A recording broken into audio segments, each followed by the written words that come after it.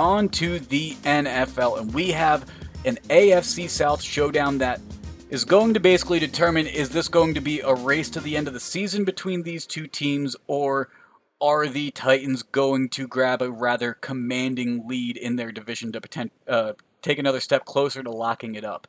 I think that's what's going to happen with the Titans versus the Colts this Thursday. Titans plus 100 on the money line.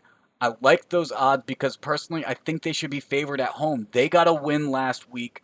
The Colts lost at home to Baltimore, yet for some reason the Colts, who are a loss worse on the season than the Tennessee Titans, for some reason the Colts are the favorite. It doesn't make sense to me. Titans are going to win this game, and Derrick Henry is going to run out the clock. This is a very confusing line for me, too. I know Indianapolis has a great run defense, but I just was surprised when I saw it. And, I wanted to be like you, Higgins. I wanted to hop right on it, but I'm like, let me just stay away because this is really confusing to me, and I don't understand it. So I just don't understand why Tennessee is dogs here, and that is honestly why I'm staying away. Well, I hopped on this game twice because not only do I think that the Titans are going to win this game, Brett, get this, I think the under is going to hit. Under 48.5, and now I don't talk about taking the under a lot, so when an under is speaking to me, that kind of says something, because I typically either only take the over or I'm not interested. But the Colts, their defense leads the league in fewest yards allowed per game. The Titans have Derrick Henry, who they love to hand the ball to and run the clock out and make it a slow game. I don't think that there's going to be 7 touchdowns in this game. 48.5, give me that under because I think that this is going to be close to what that Colts score last week was, of about like a 24-10, maybe 24-21. You know what I mean? Does that make sense? I mean, I could definitely see this being an under.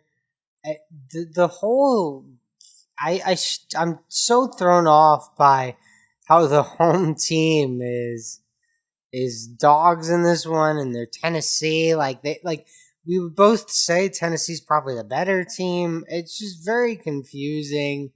It is. It's very confusing. It makes me think that Vegas knows something that I am just completely oblivious to. Someone knows something. Yeah, what are they hiding? Exactly. I need to hire Sherlock Holmes before I bet on this game. Might be a smarter call to place that bet like right before game time because maybe some late info comes out that they're holding a little close to the chest or something. Who knows? Yeah, I mean, I don't want to be like a conspiracy theorist, but it just does not. That line did not make sense. I 100% agree with you. Plus 100, why not? Yeah, even money. Even money's good money. Yeah. But let's jump into Sunday, Brett. There's some interesting games in this one. Let's start off with the Giants-Eagles game that I could not hop on this time. As a Giants fan, Giants nearly got that win last time, and I have no idea how to read this game. Well, I've been taking your New York Giants all season as dogs, Higgins. They've been cashing for me all season as dogs. They're dogs here, but I actually think this is where the train stops. This is where I hop off the train, get off at the station, go get a nice dinner in Philadelphia, because I'm taking the Eagles minus 3.5. To be honest with you, the Eagles are getting healthier, and the Giants really aren't. I mean, they're not getting more injured, but they're not getting anyone back. So, Philly getting people back, I expect them to be more like the team we anticipated coming into the year, and if Philly's going to win the division, these are the games they need to win. So I expect Philly to cover the 3.5 here as they continue to get a little bit healthier. Hey, to that point, if Philly's going to win the division, these are the games they need to win. If the Giants are going to win the division, these are the games they need to win because The Eagles only have 3 wins. They're 3-4-1. So they are the head of the division, but then everyone else has 2 wins and at least 6 losses. So you have to get at least a game over the Eagles right now because of that tie that they have. That's going to play big for the Eagles in this terrible NFC East, I think. But if the Giants want a chance to keep this season alive, this is a must-win game.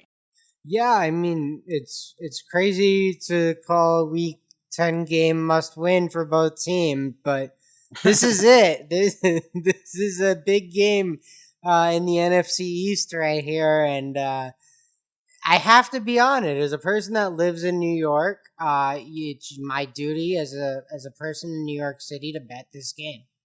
It's one of the requirements to be eligible to vote, right, is to bet on Giants games. Yeah, well, it's actually when the Giants play the Eagles, you shut down your building, and you bet on the game. So that's what I'm doing. I'm just following my lease.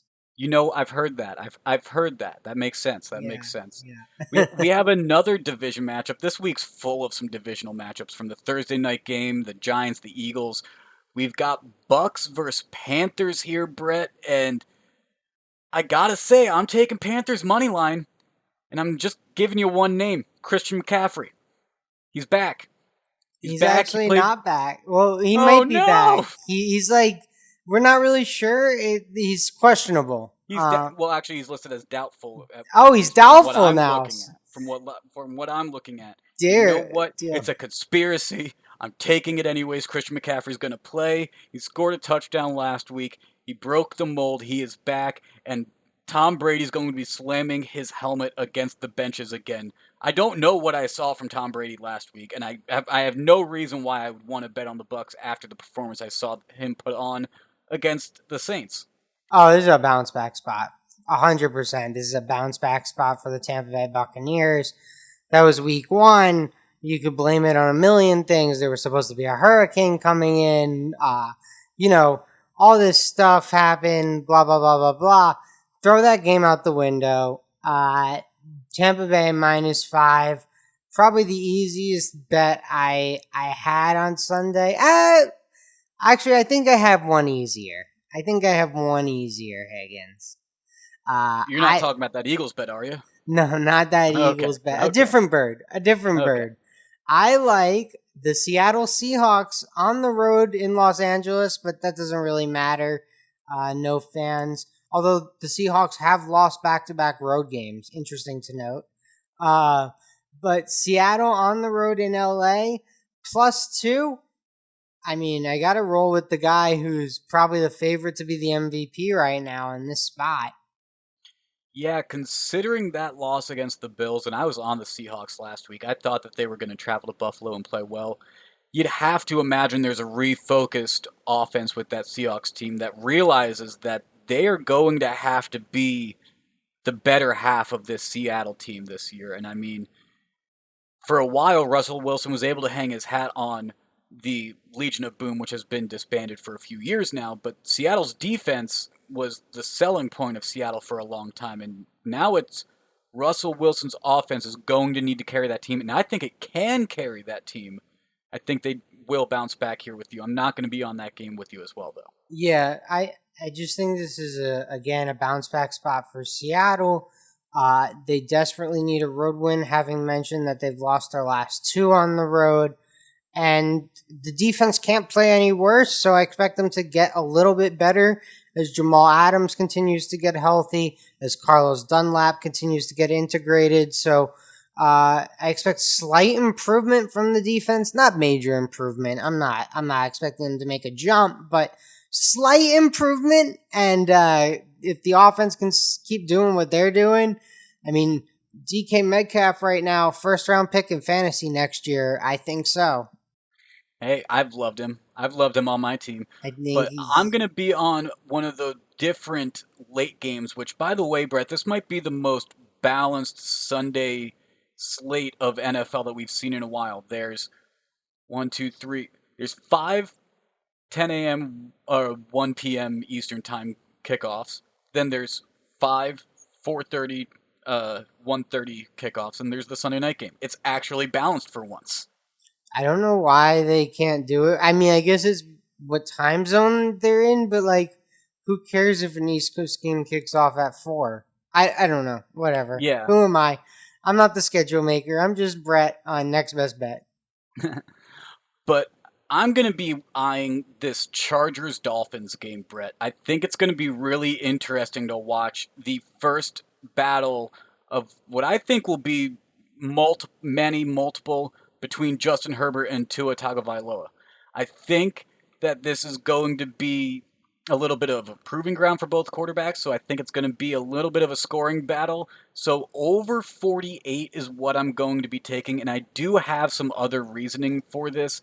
Now, if you look at the Chargers' schedule so far this year, they have played 8 games. Their last 5 games, every over has hit. Their first 3 games, they all hit the under. Then Justin Herbert came in. And they started hitting overs. And they started hitting overs. That science. Science. Justin Yeah. Herbert hits overs. It's what he does. That is science, ladies and gentlemen. So can't argue that. That is as good as it gets, Higgins. That is concrete. Yeah, so over 48, that doesn't seem too low for me either. I'll be taking that, and that's going to round out my Sunday round of bets.